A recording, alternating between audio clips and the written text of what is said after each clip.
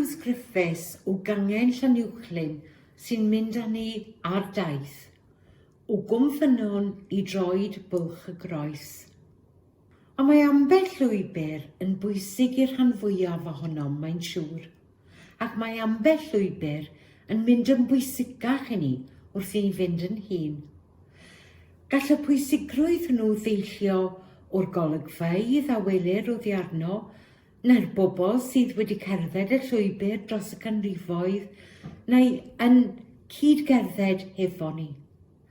Mae'r llwybr sydd gen I dan sylw yn bwysig I mi am y resymau uchod I gyd. Llwybr ydy hwn o Gwmffynnon yng Nghwm Cynllwyd, Llanuwchllyn, dros Bwlch, Sirddin, I lawr at Llaneithant, a gwaelod Bwlch y Groes, yn Llanuwchllyn. Yn blentyn 11 oed, mae'n debyg y cerddais i'r llwybr gyntaf, a hynny hefo mam am chwaer Meinir. Nad rwyf yn cofio llawer am y daith ei hun erbyn heddiw, fe gofnodais y profiad ar ffurf ysgrif. Ond beth am y daith ei hun? Anodd yw cyfleu y pêl Gwmffynnon I unrhyw un na fi yno. Os ydy unigedd, mynyddoedd, dŵr a thywelwch yn apelio, anodd iawn y fyddai ei giro. Rwy'n cofio un y ferched cynllwyd ddweud un tro mae dim ond 3 pheth oedd i'w glywed yno, a 3 yn cychwyn efo dy. Dŵr, deryn a dafad. Yn y tywelwch sydd yma ar ddiwrnod braf, mae'n anodd meddwl am yr arswyd a grewyd yma yn ystod haf 1926 pan gododd yr afon sy'n llifo ger llaw a rhithro drwy'r tŷ. Ond ymlaen â ni gan ddilyn y llwybr sy'n anelu at oledd ar draws y llechwedd I gyfeiriad Bwlch Sirddin. Byddai'n hawdd I chi feddwl fod defaid ym mhobman ar hyd y mynydd, ond o graffu'n fanylach, cerrig gwynion sydd yma yn britho'r tir. Cymaint ohonynt mewn gwirionedd fod trigolion Gwmffynnon wedi codi beidi cyfan ohonynt flynyddoedd maith yn ôl, beidi Ros a chorlan hefyd. Wrth godi'n raddol am Bwlch Sirddin, daw cwm du i'r amlwg.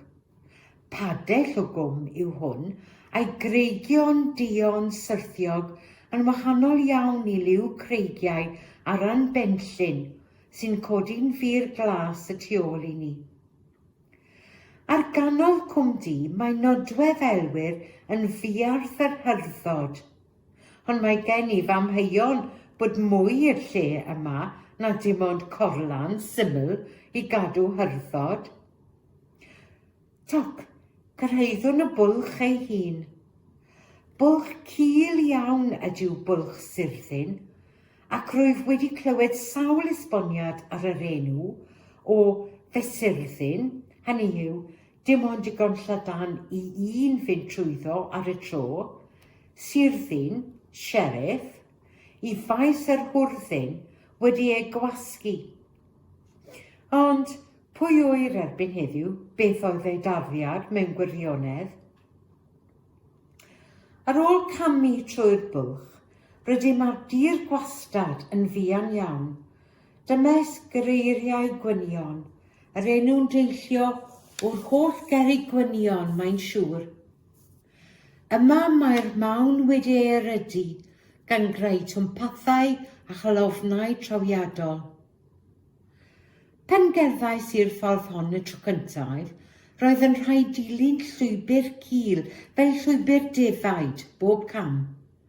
Ond erbyn heddiw, mae'r ffordd amaethyddol lydan yn dod I fyny I gyffiniau nant y fyddiau sy'n gwneud y daith yn llawer haws ac yn golygu nad yw'r arswydus benelyn ceunant yn broblem bellach. Pan oedd fy mhrawd am 2 chwaer yn ifanc iawn, arferent gerdded y ffordd hon O'n cartref yn Nant y Barcud i'r pennant yn Llanuwchllyn, lle roedd taid yn byw.